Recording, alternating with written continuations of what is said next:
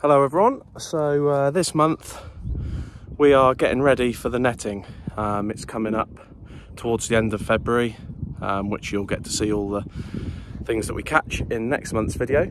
But for the moment I am out on the boat and I'm just trying to find, the water's really cleared up now, the ice is all gone.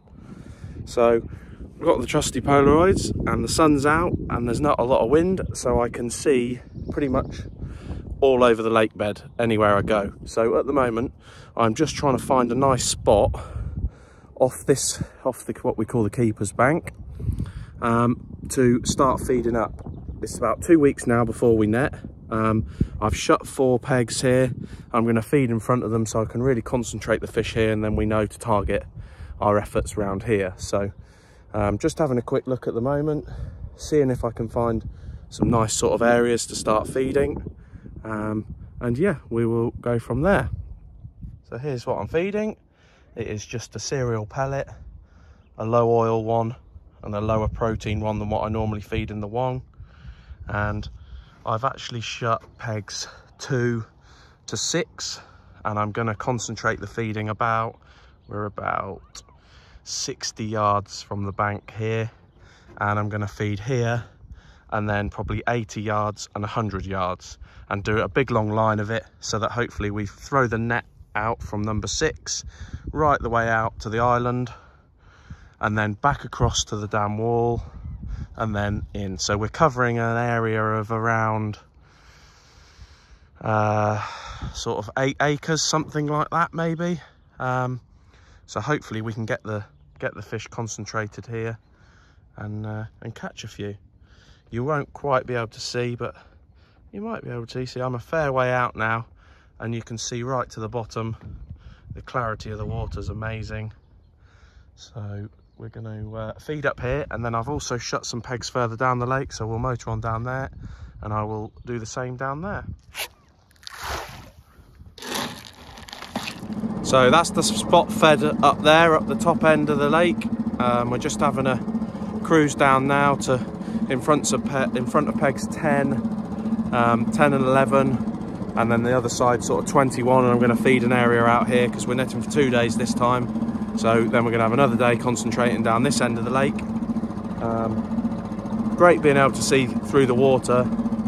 We haven't had clear water like this for 3 years now, so these frosts have really done us a favour, and there's going to be a good weed growth this year, so there'll be lots of naturals in here. And what with the netting, we're hoping to take out some tench, bream and roach, and that will obviously allow more food for the carp, so hopefully we will see some weight increases as well. So we tend to net the res about every 3 years, just to allow everything to come back again, and we won't take all the fish out. You know, anything that's a specimen size I like to leave in here, because you know I want it to be open to every type of angler. So yeah, we'll go and find another spot. I've just fed 25 kilos up there, and I'll feed the same down here. So it'll be getting about 50 kilos of feed every 2 to 3 days, depending on the weather. If it turns really, really cold, I will, I'll only feed 25 kilos a day, you know, rather than 50 each time. So we'll chop it in half. But yeah, we'll go and find another spot now and get the other bag in. So I'm just sort of cruising in line with where the next spot's going to be. I've actually seen a lot of carp, so I'm just filming now just to see. Hopefully now I've cut the engines, we might see a few potentially. There was a lot of carp, just went over a big tight ball of them. Great being able to see them again like this. And so this spot here, you can clearly see there's a bed of weed around here, and then it's a glowing spot. That's obviously a spot that's been fished from peg 10. So it just shows that the fish do keep the spots clear through the winter. So I'll probably start focusing a bit of feed on this area, and I'll dot them about around here. The carp seem to have favoured being up this. Typically, now I'm filming, we won't see anything, but you can really see that clear area down there, absolutely clear of weed. It's great being able to find these spots. hopefully I'll find some fish shortly, so I'll be able to film a few for you, but they are a bit spooky. The water's very clear and they can see me coming a long way off. So as you can see, big pod of fish there. Some good fish there actually. There's a big pod further out as well that you might not be able to see. Let's see if we can't turn around and have a look at that.